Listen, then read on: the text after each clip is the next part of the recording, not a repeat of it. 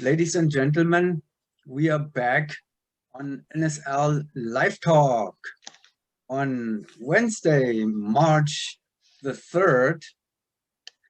And it is only a few days after the conclusion of the Paraclete XP Indoor Championships. And I have on the other side of the ocean all active NMP PCH HayaBusa members. Thank you so much for taking the time. Let's introduce everybody quickly. On the top left, the famous Michael Silvi. I call him Mike. Under him, below him, Dennis Prate, HayaBusa's point. And besides him, on the right, that's Andy Growls. Hello. And on the bottom, Bob. Juang Nole. They call him too. Close, Kurt. Welcome, guys, and thank you so much. So, are you tired? Are you trying to catch up with sleep now? I guess you were up all night on Saturday, Friday, Saturday, Sunday, whenever that was transmitted. Well, there was live coverage, right? I mean, live streaming of the jumps, of the competition. I didn't watch the live stream. I just waited for the videos to come out, but I was watching the scores all the time. Anybody watch the live? Mike, you watched the live stream. Okay, so I guess it was somebody was up late. Did you always like just turn it on or watch it when airspeed and rhythm were coming, or how did you do it? I was trying to see when rhythm and airspeed was flying, but I never catch them up. So I was trying, but they were finished. So you were trying to watch them, but you never saw them? Yeah, I was opening always to the AA class. And then, oh, sorry to hear that. I just saw one round, maybe the first round. Okay, so everybody else didn't have to suffer through this. You didn't even try it, right? So no. It was easier to wait for the NSL videos. Okay, we needed to wait for the rhythm ones, though. Yeah, the first videos are out now, though, and so. You must have, I mean, obviously you were waiting for them, so you have studied them in and out already by now? What do you see them?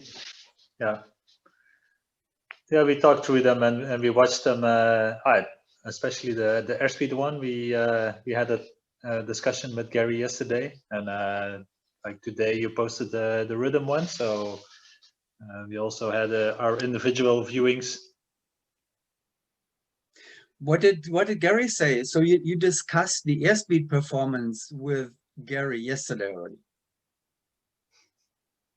Yeah, I think they performed well, as Gary said.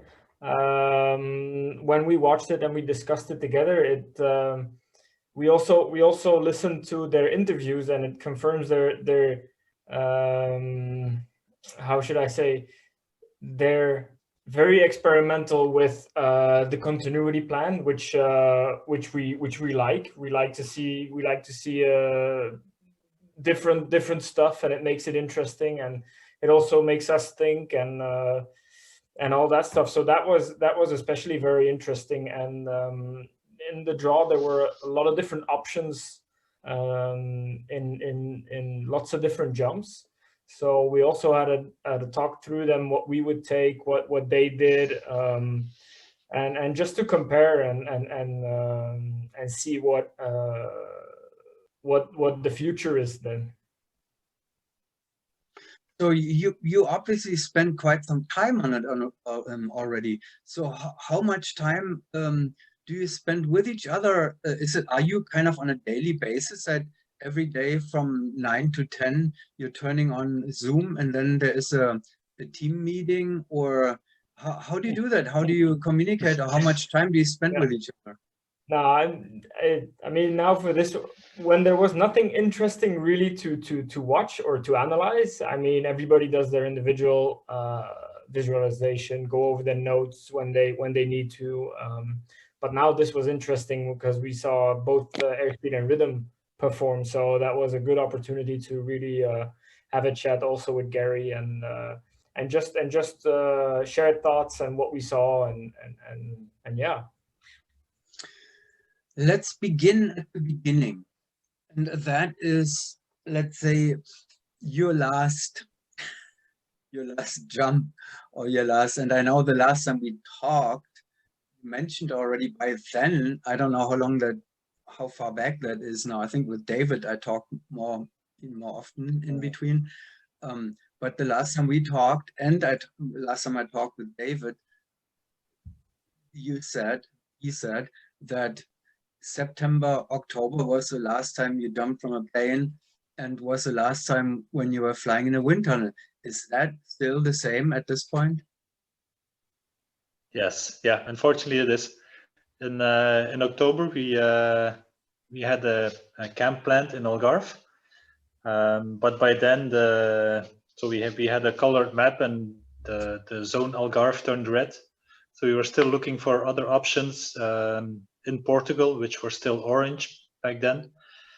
But like a week in advance, I think we even already booked our tickets. We already made some arrangements, and like I think less than a week before, we got the note from the army that non-essential travel was not permitted anymore. So which meant that we couldn't go ahead with our training camp. And that was around half of October. It was the last time we were actively planning on some camp or training. And since then, everything is closed. Yeah, we had still some camps on schedule, but everything was just we waited it out, and then everything just got canceled as it got closer. So we even had a full week of wind tunnel training in Belgium even foreseen, but that also got canceled because the wind tunnels closed up. So yeah, that's where we are now. You still are in good spirit, as it seems, at least. It must be very frustrating. There's no other way. I mean, I would be very frustrated, being in that situation. How are you dealing with that? Are you in psychological sessions or counseling? No, there's days that you probably want to bang your head against the wall just because you're not able to jump, but I mean, it's something that we deal with in an own way. But I think what is important individual for the time being is just find a different outsource, an output, like that you can do something else just to keep your sanity, because it's really sometimes not so easy, and especially like being able to train last year, like in summer, it really keeps your mind off of things. So it's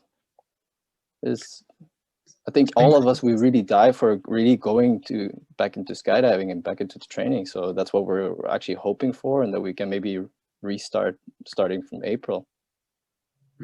You're hoping for April.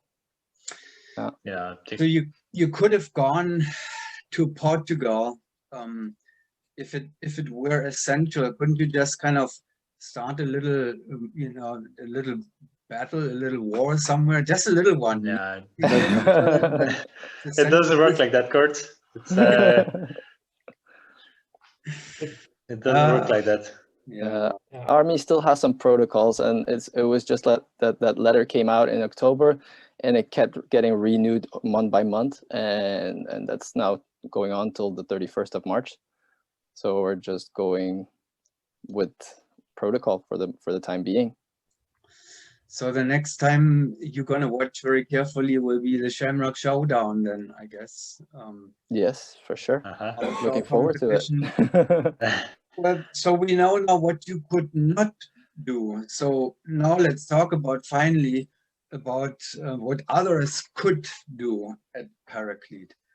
What did you see? What caught your attention? Let's begin with a team who will be your opponent at the next outdoor competition, at least, outdoor world championship, that is, because Airspeed is now officially the US indoor team after winning that, so they will compete with you at the next indoor championship. But Rhythm is still your outdoor opponent. What did you see of the new lineup? What caught your attention, if anything? I think what I've seen is I think that that they had a lot of pressure on the first rounds. I think they know that if they go against Airspeed, that Rhythm needs to put all the cards on the table, and I think they did. What I do saw from the start though is that there's that in their separate. Okay, whoa! I got surprised by the screen. That I think they needed to push it a little bit too far, and they're like in between their pieces, the like back piece and front piece were doing great jobs, but it didn't really felt like it was going together with each other, and I think that probably showed a little bit in the scores, because towards the end of the meet they find more consistency on that. So that was kind of my first insight of it. Yeah, the second day, end of the first day, I mean, the longer the meet took, the more they seemed to show what you're talking about. Except in round 9 was obviously a big difference. Everybody is seeing the leaderboard now, right? So we know actually, yeah, what Andy relates to. In the beginning, the first 5 rounds were, that was already a 3, 5, 10, 12-point difference after 5 rounds, right? And I think it was just because the front piece and back piece were not maybe in the same on the same tempo, that kind of created like an offset like during the whole jump, and that kind of kept the score from like really for them to be able to really push it, you know, that it was not all in sync. That's very interesting, and that may actually explain why, I mean, at this point in time, the previous lineup with Jeanette in the center inside slot, it was still posting higher scores, you know, than the lineup by now, which is relatively well trained, but it's a new lineup and you have a new rhythm. But I'm curious also to know, I don't know if you maybe know how much they train for this meet in the tunnel, because I think with Jeanette for sure they have a longer time that they were flying. So right. and I know with Christy, if they were actually putting more jumps on, more focus on the jumps, or did they really also do a lot of tunnel time? That's interesting for me to actually find out. Yeah, I don't know. I don't have the exact data or this information, but it would be interesting actually to because Airspeed in their interview, they said that they were focused more on the jumps and didn't really spend too much on tunnel, no? Yeah, that was, you know, you paid really well attention there. That was interesting. What also caught my attention with the Airspeed interview, and I wonder if you caught that too, but it almost seemed like they are engineering differently for indoor and outdoor performances, and they are obviously more experimental at the indoor engineering compared to outdoor.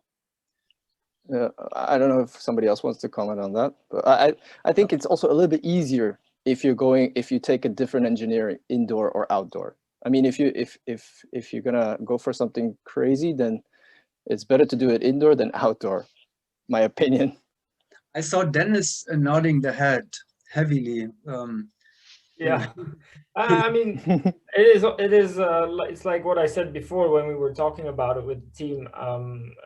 And to add on what Andy says, yes, definitely when you look for something different or like really out of the box, which only comes up in meets obviously every time. It's better to train it first in the tunnel and see if it has potential or not, because if you put it in the out to the sky, it only makes it harder in the sky. So to give it a fair assessment, you should try it first in the tunnel, see if it has potential, and then if you feel good with it, then you go to the sky. So it's going to be very interesting to see what Airspeed will incorporate in their continuity plan when we see them again on an outdoor meet. I think that is great that you listen to the interviews too, because most of the times I get so much out of the interviews myself, you know, for information and knowledge and insights that. So, and then at the same time, that means that the few people are probably also listening this interview here. We have more time than usual, Kurt. Yeah, it goes forward in both directions.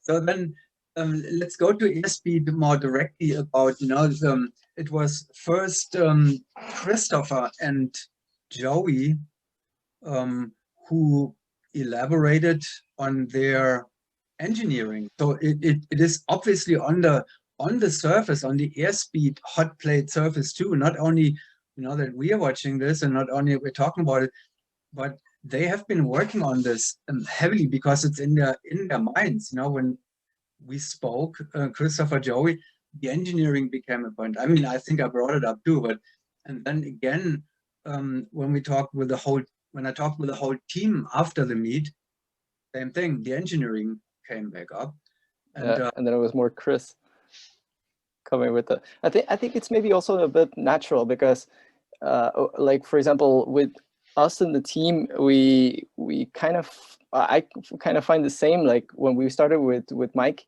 is that there are different options coming above that we would have actually considered. So with the team, we would have been okay. What options do we have? And we put them all on the table. And then all of a sudden, that Mike would come over comes with a suggestion that we would probably never come up with, and we're like, okay.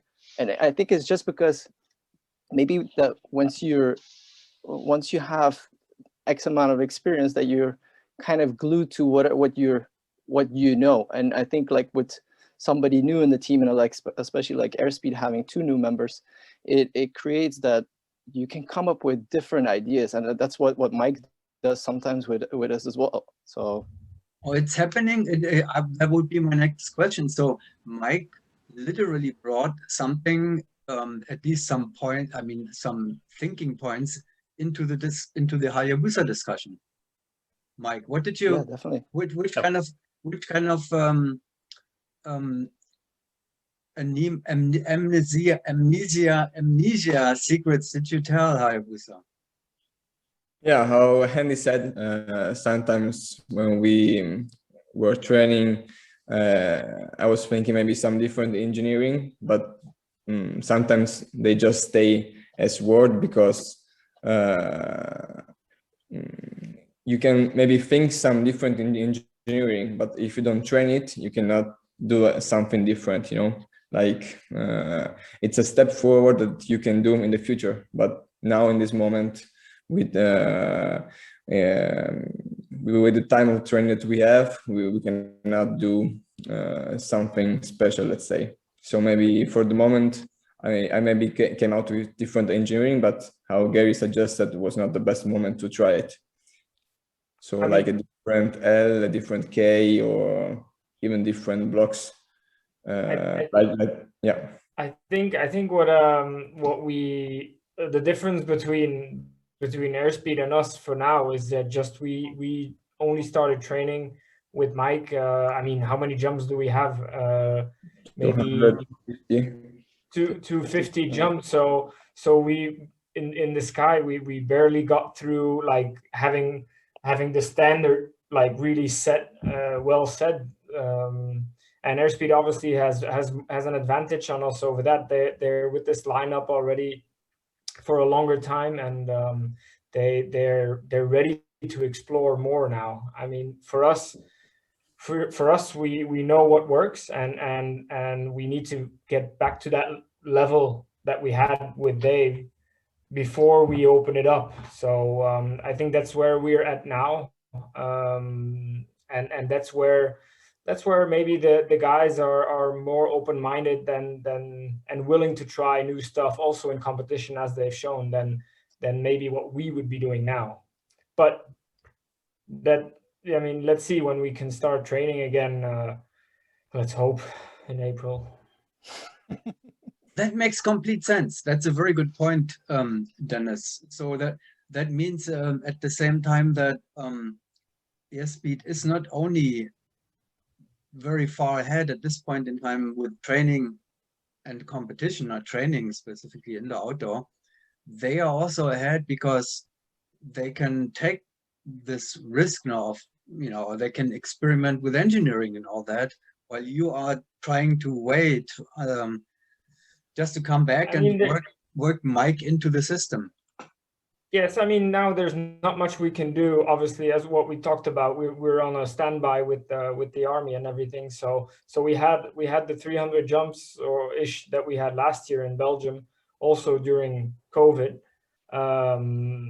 and now we've had a big break. So I know we're all motivated and everybody's doing whatever they can to be ready for that first training, but it's gonna be going over everything again in A-Stop before we go to anything that what airspeed is doing. So yeah, it's a tough spot, and definitely airspeed has the advantage with this lineup on jump numbers and training. That is a fact. So do you have this or in your repertoire too, to get out of prison and with block 17 in there? That's a different engineering.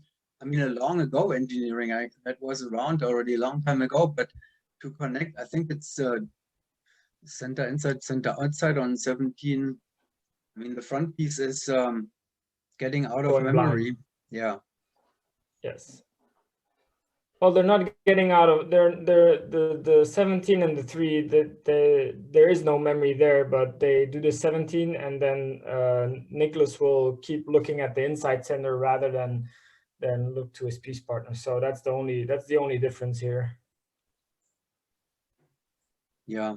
So if you compare it to the continuity plan that you had with David, and that you carrying into the time now with Mike, of course, is airspeed's plan, engineering plan, continuity plan, already broader than yours is at this point in time, or is it on the same level?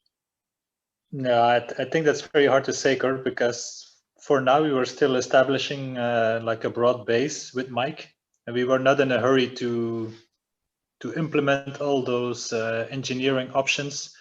If they come up and they were randoms, we would take them, but like the different variations with blocks and all that stuff, we were waiting and holding it off a little bit, although we did try some with Mike, but we didn't really put too much focus on it. We just wanted to have a big base in the tunnel, get the reps, like fine tune our block technique in the piece and all that stuff.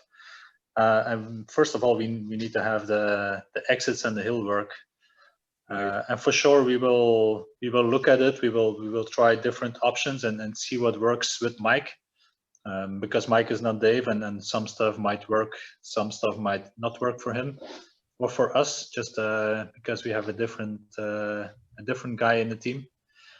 But I think the whole idea is to keep everything open and keep it all fresh for the 4-way, and not only for Mike and to blame him, but we see it as a fresh team. And when you start training with a fresh team and you're in the beginning of your season, then you work on the base, and that's unfortunately where we got stuck. So how is the psychology of this whole thing? I mean, at this point in time, when you're looking, now we're watching airspeed, and we're going to watch rhythm after that, and I guess if I were in the same situation, I guess every top athlete would probably be in a would have to think kind of, yeah, of course I can do that, of course I can be better than that. Well, once I can again. Kurt, you can only do your own performance. You cannot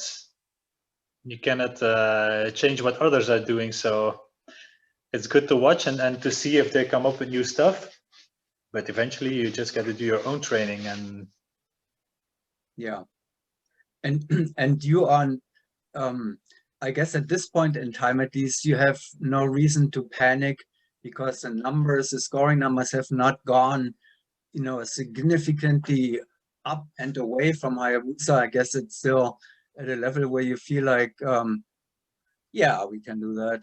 A little bit training, let's say, like give me 100 jumps, give me a few hours in the wind tunnel, and we would be there. Is that how you're feeling? I don't think really that's how we feel. I think in our case is because we haven't competed with Mike. I mean, we did the Cloud League, but that's different because everybody is in their own drop zones, and it's a completely different scenario, even stress-wise. So I think for us, like being able to even be at XP last week, it would have put a lot more stress on us. And I think especially like now, as we haven't been jumping so much, haven't been jumping at all, it just it's just I think everybody's just curious to see where we are once we pick up our stuff. But I think it's not that we can see and say like, okay, don't worry, we have this. No, I don't think anybody of us thinks that way. Here we see round 10 now, that's the last one. And it was kind of interesting because Nicholas related to, I mean, they went to the different engineering. Have you studied that, of course. So round 10, the engineering for round 10, was that something new to you, or was it also something that you would have had in your plan already? It's definitely an L. I mean, it's the first time I see this kind of L from a 5, and everybody agreed. But that's what I said. I mean, it's interesting to see also airspeed like broadening their continuity plan that much, and it is not an L that we have done before. As they said, they haven't done it before either. So I think it's one of these rare cases where you're kind of like forced into trying to eliminate like almost 2 180s in that jump, and this was the solution that they came up with, and it kind of gets like, in the beginning you can see they were struggling with it, and then they were learning it a little bit more and more, but that's the risk that you take. And I think with the advantage that they had, it was more experimental for them, just, I mean, to take the risk and see what comes out of it. And then they'll probably, after the meet, will take a decision on like, hey, should we keep that L or not? Yeah, exactly. The interesting part was to me that they said that they were kind of, or Niklas said that they were inspired by one jump or one sequence that he remembered from HayaBusa, one HayaBusa round, which was a similar sequence, block 5 and 3 randoms. And he said that, I mean, you saw the interview, so you remember that he related, he said like HayaBusa scored 54 on a jump like that, on a sequence like that. And we need to find an engineering that would be able to match a score like that. And the traditional engineering of round 10 at Paraclete would not allow a 54. I mean, there's no way, right? If you have the 180s in there. Exactly. That's what I was almost going to say. Like, it doesn't mean that you have one block and 3 randoms that you're always going to hit the same number. I think it's the complexity of the transitions between the randoms that's going to decide how high that score is going to go. And if you have that complicated L out of that 5, then yeah, that's going to limit that score. I mean, I think on this round that we had an easier we had easier transitions. That's yes, and what I'm thinking. And that's why they were looking for a way how to make the transitions easier, you know, and quicker. But that's also the gamble that you take. Like if you take something new, I think for them it's good to see it, that they experiment with it, because I think it's something that we would do too. And at the same time, you learn from that. You're gonna you're gonna understand better how that jump evolves. It's like with their round 10, you see in the beginning they're struggling a little bit, but once they find what that jump actually needs, then all of a sudden they get into a mode where you can actually get more, you can score more points. And that's the tricky part. If you're gonna go for something new, you need to be able to learn it quicker in the jump, and that's something that you lack those reps, and you just have to rely on each other, and just in the jump, like constantly look at each other, like, is this going good, and can we speed this thing up? And yeah, that was the other interesting part of what they talked about, that you have to avoid. I'm trying to find back to the round 10 here, airspeed's round 10. Let's take one more look compared to yours here now. So that's round 9, I guess. There it comes. Yeah, there was another interesting point, that they had the nerve to try something that they hadn't seen before at a competition. I mean, there was nothing to lose, of course, you know, there was only to win. But a new engineering in a competition, they seem to be very experimental right now then, considering that. Yeah, exactly. And I think they have the comfort of the amount of training that they have, and the possibilities in the US now with this whole pandemic to be able to continue training, to look at those things. And again, they were so far ahead that they said, like, why not try it? I just remembered something that we tried, and if I'm not mistaken, we did something at the US Nationals in 2019, where we posted our highest average. If I remember correctly, we took an exit that we've never done before. Was it also the L or something? Yes, Yeah. it was because it was to eliminate. I think we launched an A. Normally we launch an yeah. a left-handed A. Is what we do. We are left-handed A because we're a right-handed team, but that would bring us in trouble for the first page because of big turns and all that. So we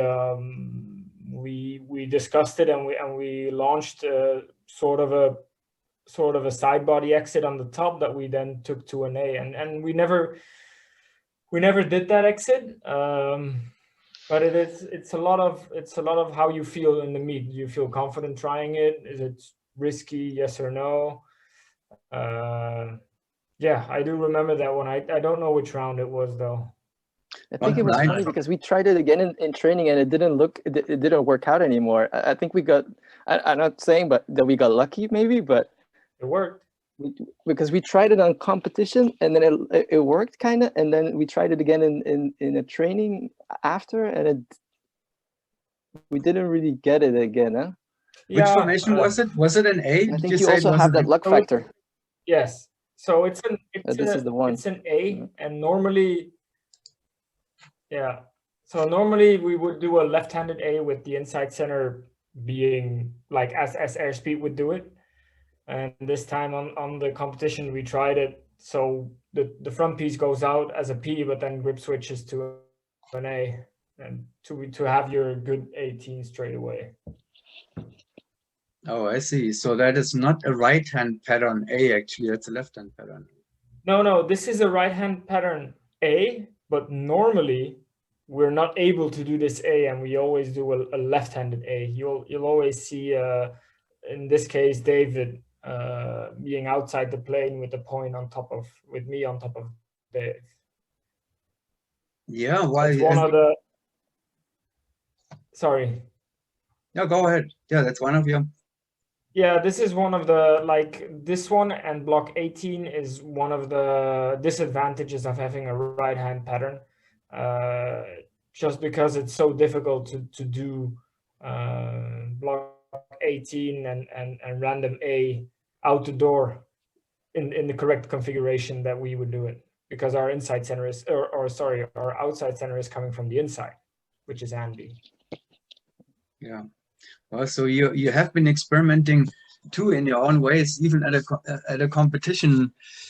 And now we see, actually, that's a nice thing now, you know, you just sit in front of the TV and you are letting other teams do the experimenting, and then you just copy it or try it out when it's time to try it out. And It's good to see other people do it too.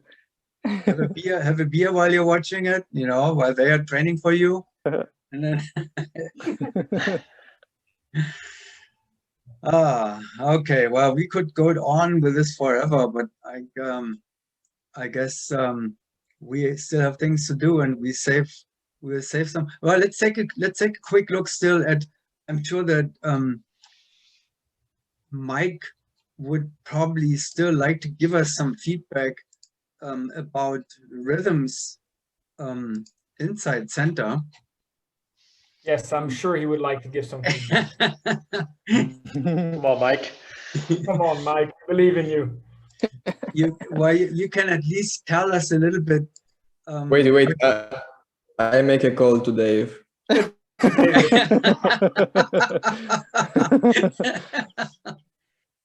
Because you know, you're new. Not only that you're new with HayaBusa, you're also new in the slot.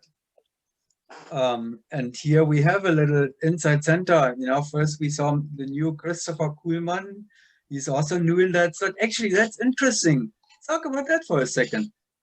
Christopher, Chris was outside center for his previous team, you know, R2G, around second generation, and went to inside center. And the same for you, right? Yeah, the same. Same for Christy Fricken, outside center. I also saw the interview with Chris and Joy, and how Chris was saying that when you also fly in other slot, you can see better the rest of the formation. And this is the same for me now.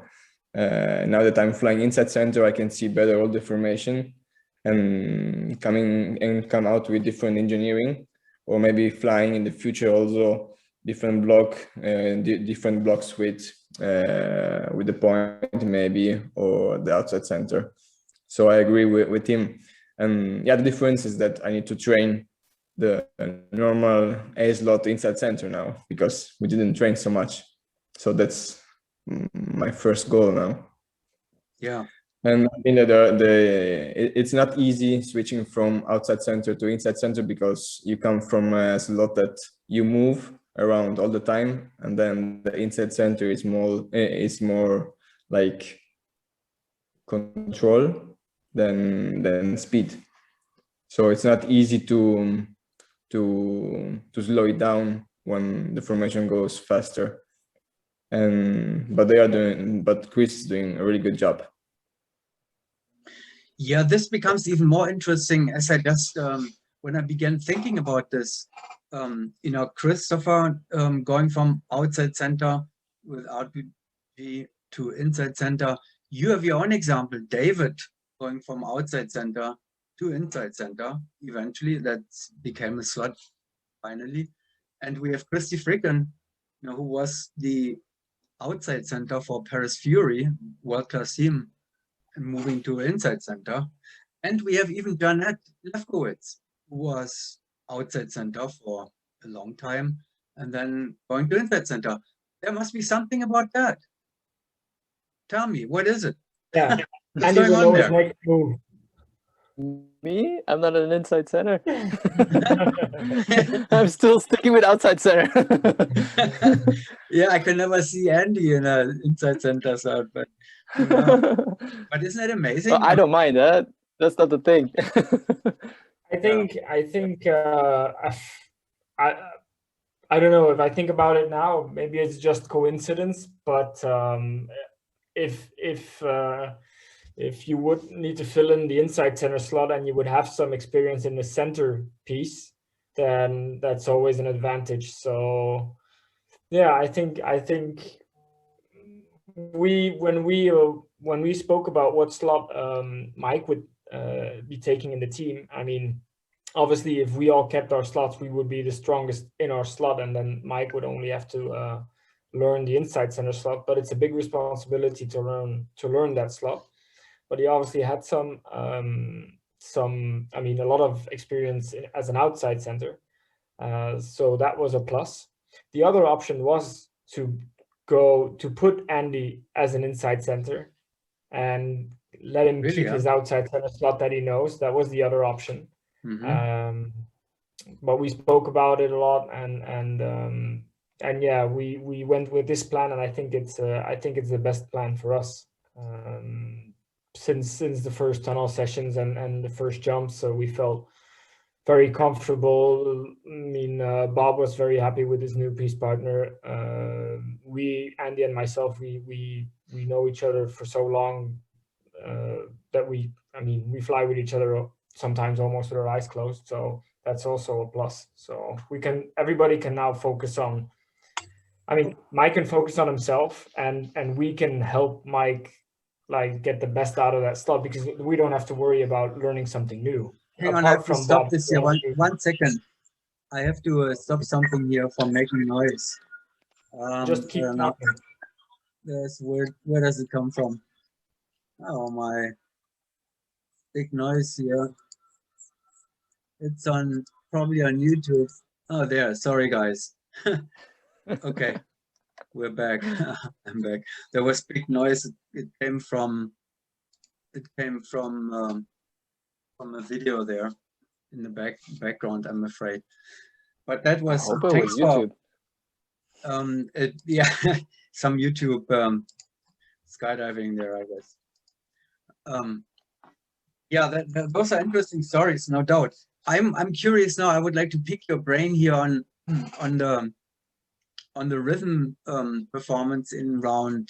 I don't know which round it is, but why is that? I mean, I don't know if you saw that already. I'm sure you did. You know how it was dancing around the chamber, basically. You know, the sequence. And at some point, they almost make contact with the wall. Actually, there is that happening. Well, what's going on there? Yeah, that's competition card. I think we also had certain rounds where we encountered this. It's just in the heat of the moment, you're so busy with your jump that you forget your surroundings. I think it's very natural when you do competition and you go full speed, and that sometimes happens.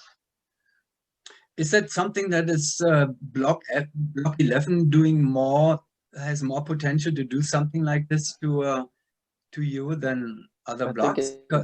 I think in this case, it's more the tunnel as well. I mean, if you have a 14-foot tunnel, it keeps you in the center. I mean, there's no way that you can move that much, but this is definitely a bigger tunnel, so that allows you to move that much in the tunnel too.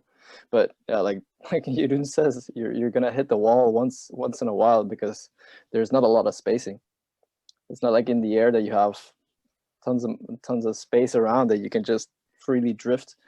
So the tunnel sometimes it helps you. Like if you're in a 14-foot tunnel, it keeps you centered. Like the bigger the tunnel gets, the more complicated it will become. Sometimes. Yeah, it was just unusual. You don't see this very often on the top teams. They are usually so. And I was wondering if it was a certain block 11 technique that made it actually rotate more backwards. And I'm sure it's never the plan to walk around the tunnel that much. And I know when we train as well, even in the big tunnels, we talk a lot about like not spending too much energy, like moving the formation around. But as Bob said, sometimes in the heat of the moment, you're just going for it, and it's competition time, and stuff like that happens. So I'm sure they'll evaluate it, and it doesn't really happen anymore in the next rounds either. So yeah, I mean, you see those kind of shifts, you see them all the time, of course. You know, like all the vertical transitions, they will bring quadrants. That's a fact.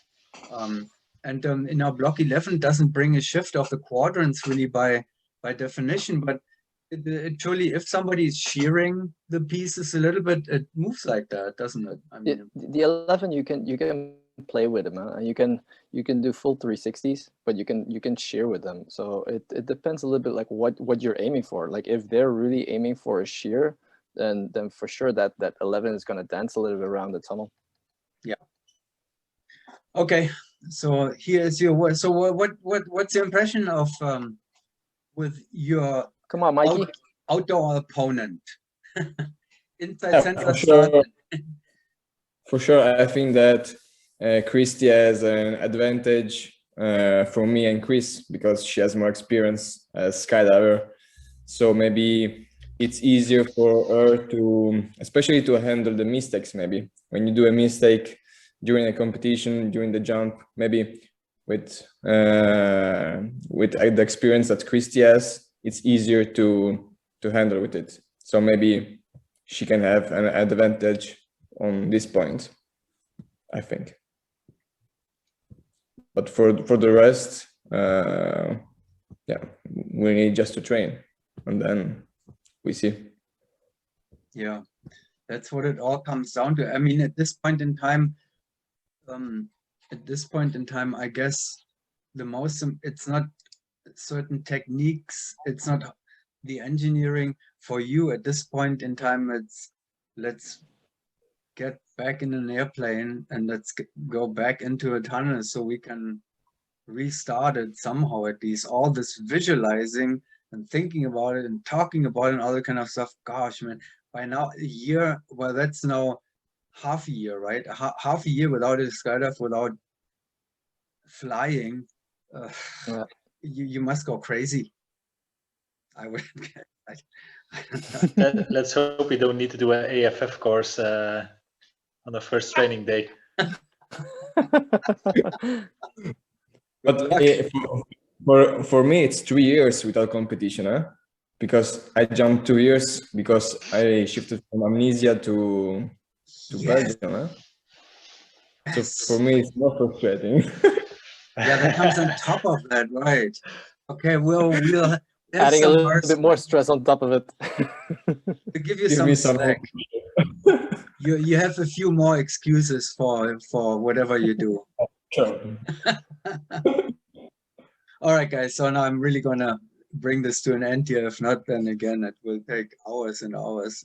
You can do that.